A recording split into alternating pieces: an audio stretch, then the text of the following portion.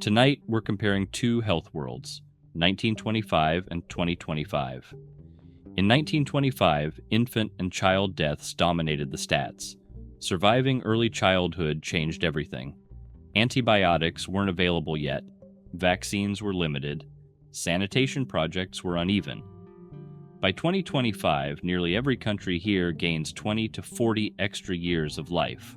Same species, same planet, radically different risk profiles. Now Japan and Southern Europe show the biggest absolute gains. The Nordic countries started relatively high already, but still improved a lot. Improvements reflect clean water, vaccination, safer births, and later, antibiotics. Social policy and infrastructure mattered as much as medicine. The story is long, but the drivers are surprisingly consistent.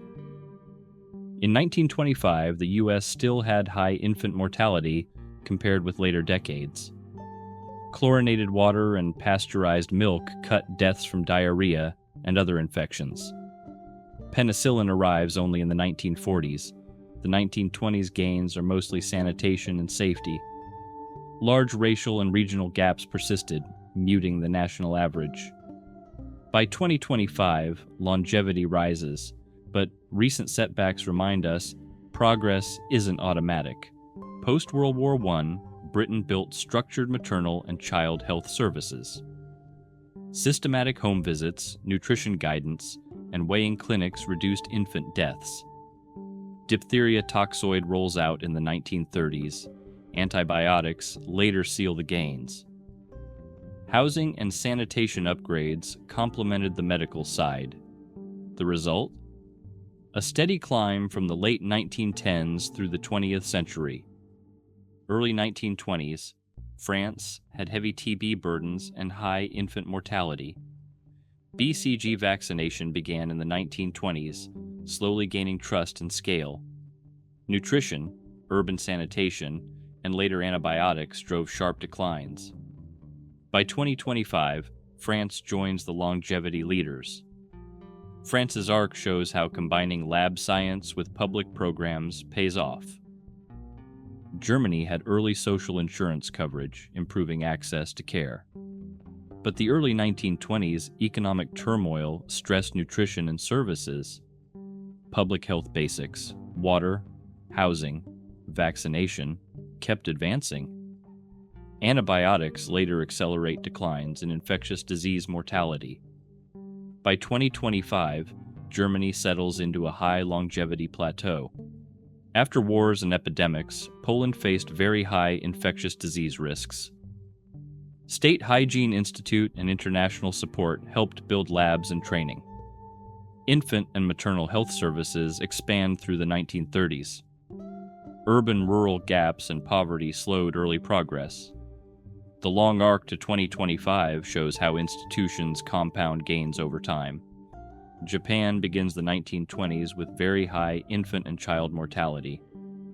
The 1923 disaster worsened early decade statistics regionally. Rapid urban sanitation, vaccination, and later antibiotics changed the curve. Post-war economic growth and universal coverage pushed life expectancy to the top. By 2025, Japan is a global benchmark. The Nordics start higher in 1925 thanks to earlier sanitation and social policy. Maternal child clinics and rural health nursing spread good practices. TB and diphtheria fall with vaccination and better housing. Universalist welfare models help flatten disparities. By 2025, they remain near the top, with steady improvements, not just breakthroughs. Dense cities made sanitation and housing policy pivotal. Strong municipal services reduced diarrheal diseases and infant deaths. Post-war systems integrated vaccination, screening, and primary care. Economic growth funded sustained public health capacity. By 2025, both countries sit in the low 80s longevity range. In 1925, both countries started lower due to infectious disease, rural poverty. 20th century campaigns against malaria, TB, and diphtheria changed baselines. Post-war health systems and rising incomes accelerated declines in mortality. Mediterranean diets and lifestyle may contribute, but systems mattered first. By 2025, both are longevity leaders. 3 quiet heroes: clean water, vaccines, antibiotics, plus safer births. These don't just save lives, they raise average life expectancy. Infrastructure and policy make success equitable, not exceptional. The curve only stays up if systems keep adapting. From 1925 to 2025, the lesson is simple: public health works.